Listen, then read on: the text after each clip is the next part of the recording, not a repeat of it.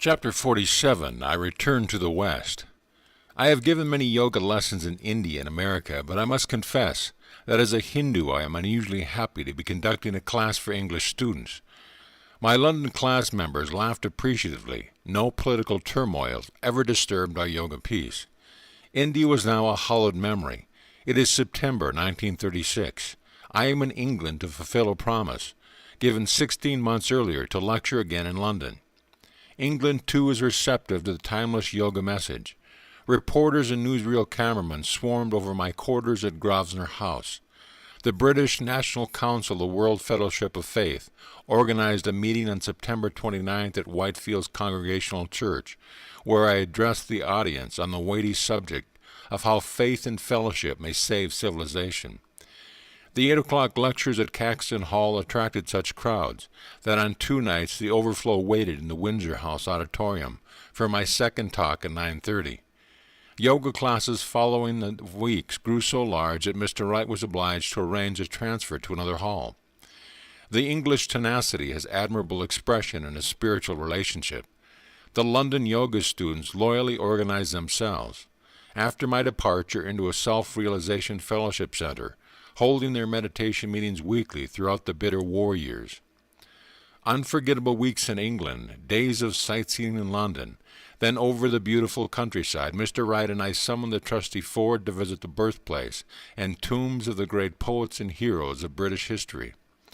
Our little party sailed from Southampton for America in the late October on the Bremen. The majestic Statue of Liberty in New York Harbor brought a joyous emotional gulp, not only to the throats of Miss Belch and Mr. Wright, but to my own. The Ford, a bit battered from struggles with ancient soils, was still puissant. It now took its stride the transcontinental journey to California. In late 1936, lo, Mount Washington. The year-end holidays are celebrated annually at the Los Angeles Center, with an 8-hour group meditation on December 24th, the spiritual Christmas, followed the next day by a banquet, social Christmas. The festivities this year were augmented by the presence of dear friends and students from distant cities, who had arrived to welcome home the 3 world travelers. The Christmas Day feast included delicacies brought 15,000 miles for this glad occasion. Gucci mushrooms from Kashmir, canned rasagula and mango pulp, popper biscuits, and an oil of the Indian Kiora flour which flavored our ice cream.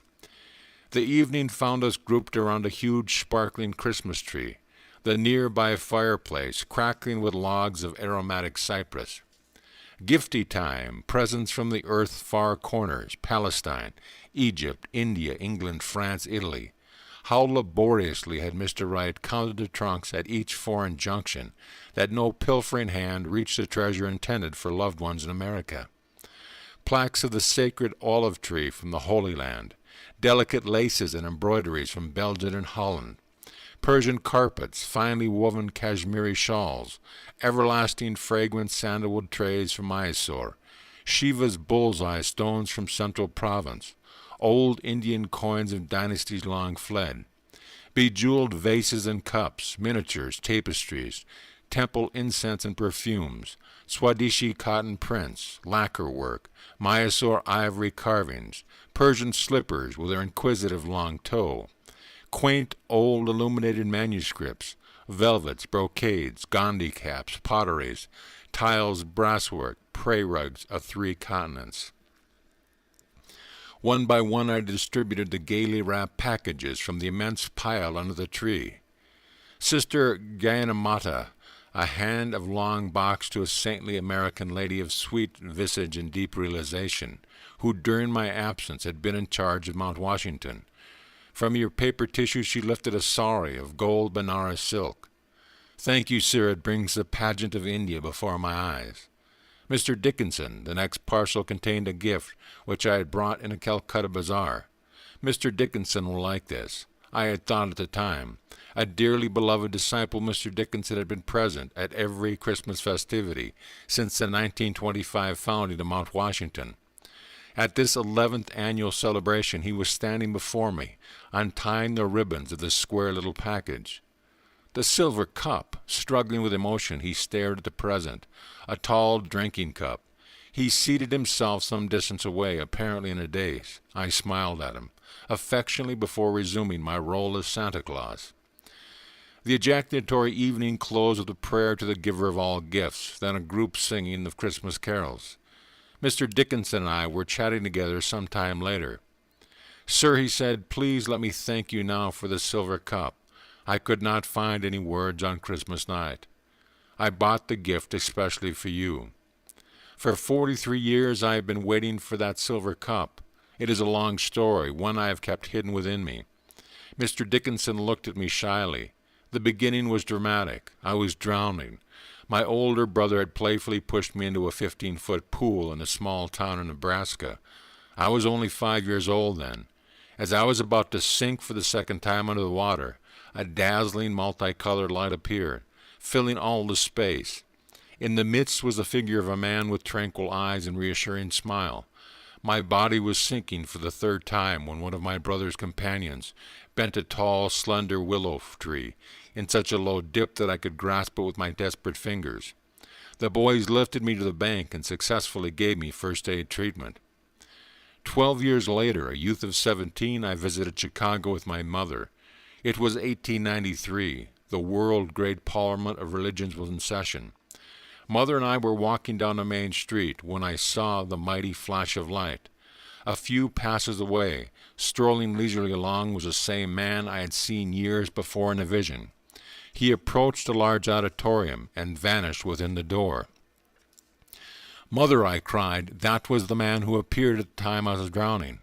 She and I hastened into the building. The man was seated on the lecture platform. We soon learned that he was Swami Vivekananda of India.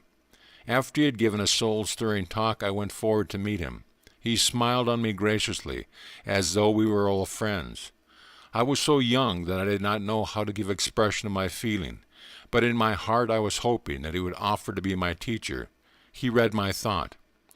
"No, my son, I am not your guru." Vivekananda gazed with his beautiful, piercing eyes deep into my own. "Your teacher will come later. He will give you a silver cup."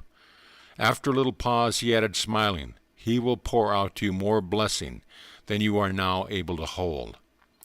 I left Chicago in a few days, Mr. Dickinson went on, and never saw the great Vivekananda again.